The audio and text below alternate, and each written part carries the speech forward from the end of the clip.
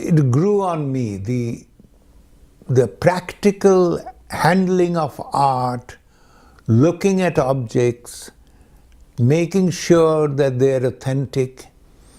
All this was something I had never trained for. So it became very intriguing.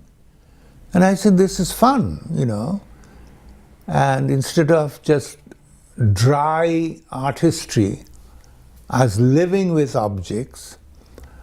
And in a sense, you know, we all have this collecting instinct, but unless you are rich, you can't collect. But as a museum curator, you can do both. You can study and collect. And it's being of a scholarly aptitude. I always wrote a lot. Yeah. You see? How many? I mean, you know, books and catalogs are maybe 70 or more. It was very impressive when I saw your short biography. Yeah. Professor Pal, in your opinion regarding this almost 50 years of curating art, what changes when you started to do you took the job in Boston, and now what changed in the curating? Enormous. First of all, you know, in Boston, it was an easy thing. If you had money, you went to dealers, and all you had to do is make sure that the object was not stolen or removed illegally from a monument. And you could, for instance, you know, then it wasn't easy, but because you had to find money, you had to impress the board of trustees. You see, American museums operate in a much different way than. I remember when I started, European museums hardly bought anything then. You see, if Europe hadn't gone to Asia and Africa and other places and plundered them in colonial times, Europe would have had no art of non-European cultures. America didn't do that.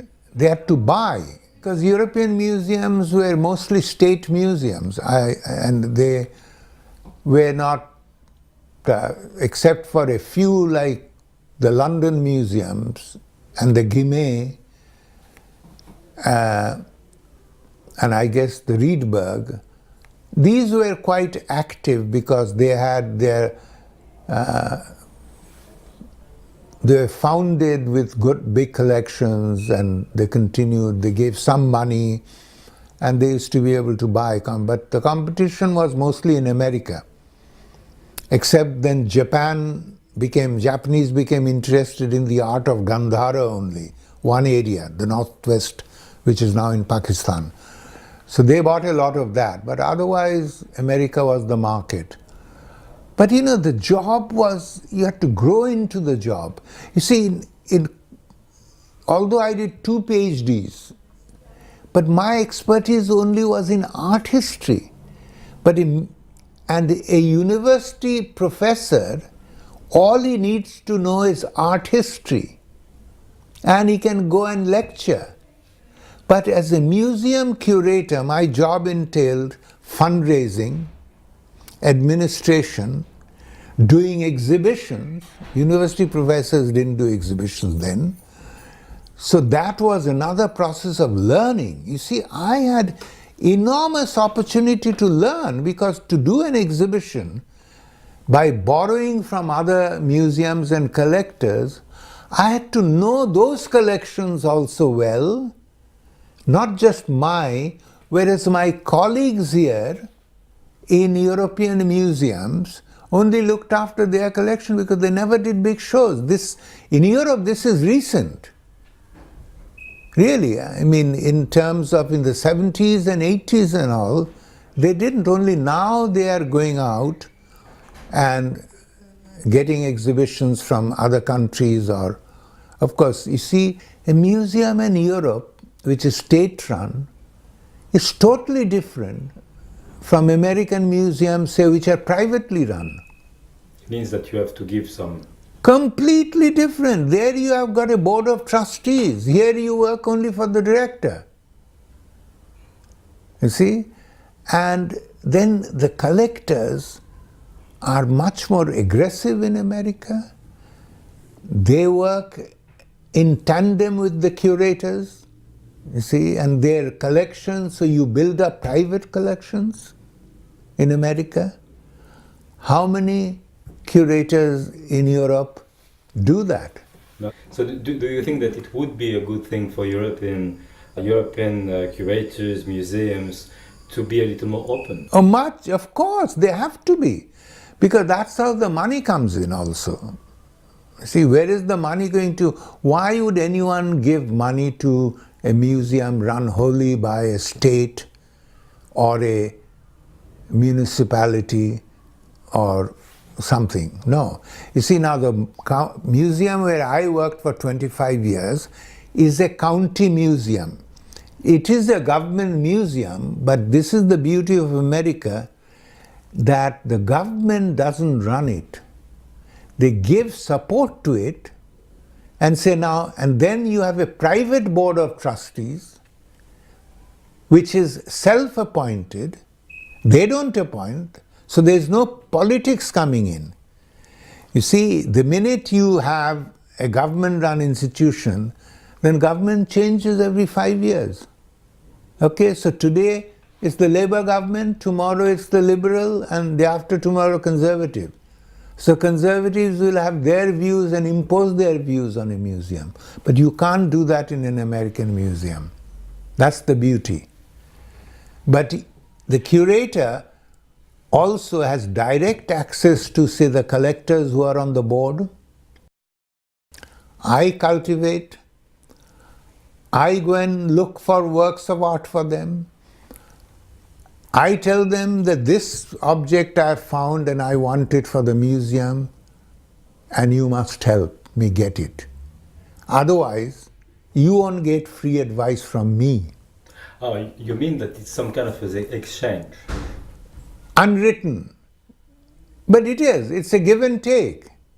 Why should I otherwise? I'm working, say, for an institution which is semi-private only, which is partly funded by a government organization and partly by private support. So this private-public partnership is, I think, an extraordinarily good idea, of which there should be more in countries not only in Europe but in India and elsewhere. Well, you just mentioned India. How is the situation? I mean, how is the situation in India regarding Indian art and museum and? Terrible. The situation in India is bad, because in India also most governments, most museums are government run, and the Indian government is far less enlightened than say European governments. There's too much interference. Here there's less interference. You see, I mean, the French government, I mean Mitterrand, for instance, helped build some of the great museums of Paris. And then he let it be run, more or less. They gave money. Like the National Gallery of Washington is actually funded by Congress, but managed by a separate trustee, and they do. This is very interesting, because you know all these hot topics now about to give back. I mean, from archaeology, etc. But this is my point of view. But maybe we can discuss it now a little bit. It's interesting. Yeah. My feeling is that, I mean, when I was a young kid, I went to the Louvre, I went to the British Museum and things. It was so amazing. But all this was stolen or given by collectors. But I remember the history of Angkor. The temple of Angkor, and I said, yeah, but this was completely eaten by the jungle. Yeah. So if people didn't stole it, this would stay, and nobody will have a clue about it. So what is the balance for you between this? Yeah, but you see, sure, the French saved, you might say, and also made this art better known in the world, in the Western world. And as a matter of fact, the Cambodians, even after independence, very few Cambodians showed any interest in their own art or culture. Their rich people don't go out and form a collection. India is a little better that way now. There are more Indians, and Indians were collecting already in the colonial days.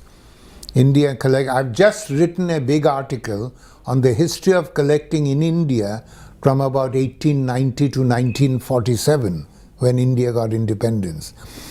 Amazing how many people collected then, the rich, the Tatars, the name today, Tatars and all, they're all collectors. And even lesser people you don't know. Dozens of Indians collected. Now, today we have, India's population is 1.2 billion. Okay? Do you know, for 20 years, last 20 years, I was editor of the major art magazine published in India called Marg. Okay? You'll see it in my vitae. And there are now billionaires in India, not rupee billionaires, dollar billionaires. They're in the Forbes list of billionaires, But you want to know how many people subscribe to the magazine? 1,500. That's 1.2 billion people and 1,600 quarterly magazine. Why? Well, what do you mean, why? I don't know. This is a, at least the Chinese, despite all the fact that we may not like the Chinese government, present government and their communistic policies, but look what the Chinese have done to the market, Chinese market now. Because they took it as because pride. They are really genuinely, China always was into, you see, collecting is a new concept in a sense in India. It came with Western, and you said that yes, Cambodian temples, Angkor Wat and all were all gobbled up by the jungle and the French saved them. True. Similarly, you see, we also learned the appreciation of ancient art because of the British education system. So let's take this trouble right now with this Cambodian sculpture. Okay. First of all, you see, the UNESCO law, in my opinion, is again ridiculous and arbitrary. That everything before 1970 or whatever that date is kosher, but everything after 70, you have to prove that it came out of country of origin and all that. Why? I don't know why they chose this arbitrary date. By that token, André Malraux and the French looted Cambodia and brought all that stuff which are in the Guinea, then technically all that should go back. But if it went back, first of all, it won't even be restored to the monuments. Even now they can't put them back. Okay, number one. So anyway, Guinea gets away with all that, or other people who bought before 70. And suddenly everything after that becomes illegal. Even if they belong to a private collector who sold it. True, smuggling is involved, I'm not going into that. But that's because They don't have a sensible policy of exporting. If they had a sensible policy like Japan, where the real treasures they keep back and allow things to go, but that they don't do. If they want something back, you have to come to some understanding with them that let's be reasonable about it, because you can't deny it. I'll tell you what happened to me. Once, back in the 70s, I was asked to be on a panel to meet a group of international students visiting from all over the world. They were brought. They were all 16 to 20 years old. Senior school students, more or less.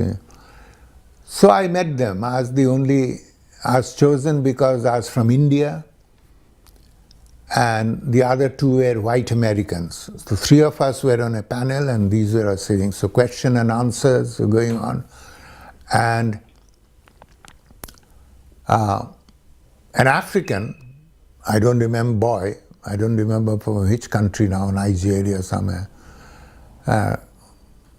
got up and said to me, but it's all wrong. You see, these all belong to our cultures and they're our cultural heritage, and they should all send back to us. They should be sent back to. Now this is the 70s, so I said to them, look, if people come and rob from your monuments, etc., then that's wrong.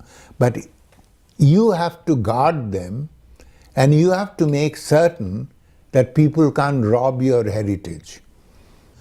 And I said, so this boy, so I told him, I said, look, I said, I know a very famous Benin bronze. I first said to him, I said, do you know Benin? So he had at least heard of Benin. He said, yeah. I said, I don't know if he had heard of it even. I said, was returned from Europe. What happened? 2 years later, it was back on the market. So you know what his argument to me was? He said, so what? It's our national thing. We can do what we want with it. I said, no, it's just not your national thing. Once you've created a work of art, it can stay in your place, but everyone in the world has a right to admire it. I said, I was in Nepal in 1950s, and before my eyes, I was taking some photographs of some sculptures lying on the ground. And these little boys, they come around you, they're curious, so these boys were all giggling, and they said, look at this funny Indian taking pictures of this piece lying there. A stone sculpture, a 7th, 8th century sculpture, So you know what he did right in front of me? He started hitting the sculpture with a stick in his hand. I said, oh, what are you doing? I said, you're going to destroy the nose and the, this and that. So I told these guys the story. I said, I said, the little boy got frightened, he laughed and he went away, and I saved that word, but probably it's gone now, it's broken somewhere. So this was the African, again he said, if the Nepalese wants to destroy his own heritage, that's his problem. Now, how am I going to answer this? True? Don't you think it's just political? Of course it's political. And take for instance China and Tibet. China claims Tibet has always been a part of China. Have you ever seen a Chinese show that includes any Tibetan work? No. Culturally, they don't recognize Chinese Tibetan culture. Why? If it's integral part of China, this claim from 8th century, then fine. But why is it only Chinese literati paintings and Chinese ceramics and Chinese this? You see, there is a distinction. No Chinese art historian really studies Tibetan art. In all museums today, Tibetan art is considered basically of the Indian collection. Okay? Gime, even in Gime, technically, Tibetan art is a separate department. In Los Angeles, I was for 25 years curator of Indian art. That was my title. But I had India, Southeast Asia, Tibet, Nepal, all this was under me. No Chinese art historian, even in the West, in America or Europe, will take Tibetan department over if you hand it to them. First of all, art we shouldn't bring in politics. Why should an art story not have the importance? This is the society in which you're living, and then suddenly one sculpture over one sculpture, look at New York Times article, now Metropolitan suddenly unilaterally announces, doesn't talk with any other museums or anything, that let's have a common policy, what we can keep, after all, even if bought a Michelangelo or a Leonardo or whatever is an Italian treasure, is America going to give back every Italian treasure they have? But that guy who made a big fuss with Getty, you see, the West has lost its moorings. In fact, I'll give you my last 3 years. 10 sculptures from the roof of ceiling of an Indian temple, guarded by a permanent keeper, employed by the Archaeological Survey of India, okay, disappeared. All 10 of them were lost, all came out. They're all in the market. Over 10 years, they were sold, people bought them. And I have found 5 of them. And the private collector and one is a dealer. You know, when I explained to them what they were and all that, they all agreed. 5 I haven't found yet. But these 3 people concerned, 2 collectors, 1 dealer, they said, fine, we'll give them back. They didn't even, the collectors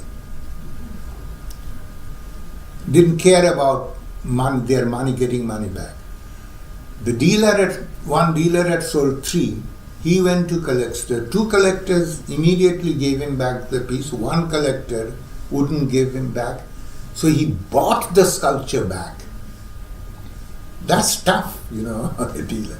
Yeah, he bought the sculpture back, and do you know, 3 of them are sitting boxed up in this city of yours, and 2 are in America. I have gone all the way up to the Minister of Culture in India for the last 3 years, given up. I can't return them. Because they don't want to get involved. The politics is such that the present minister, the ministers don't care, but they have this antiquities law in India that they want things back, and they're giving trouble to one dealer now, making, and that dealer really I didn't have it. But here I want, and I'm saying this, and maybe someone will see it, and I'll become a persona non grata with the government of India. But so where do we stand? Do you want your heritage back? If you don't, you are not. If it takes me 3 years and I've given up now. I've written, and that minister has gone, twice the minister has changed, the Secretary of Culture has gone. So how do I give it back?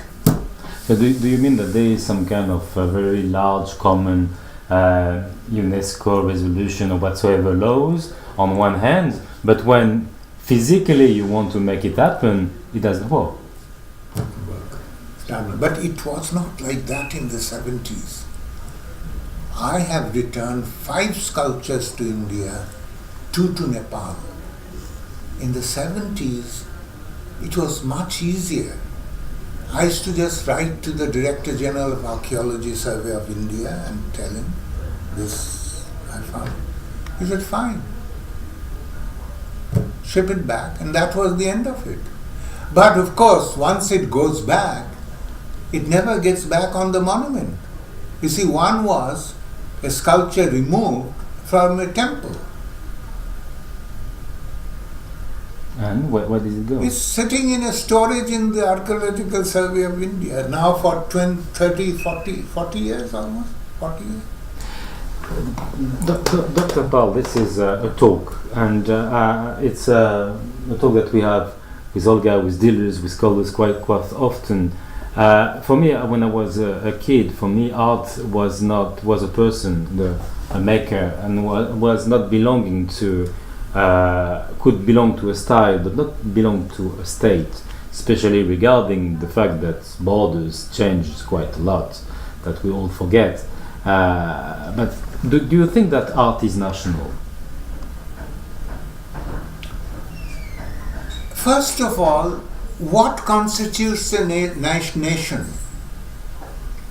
What is national? Is only the people who speak French? For example, or a state? Okay, let's take France. For example. France, basically, basic heritage is their Christian culture. The art is Christian.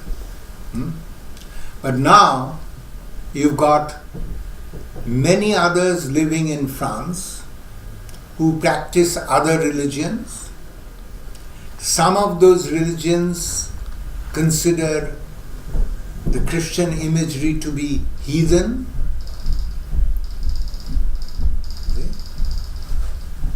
They don't accept it. So is it, but they're French? Is it their heritage? It's not. So what is happening to the nation of France?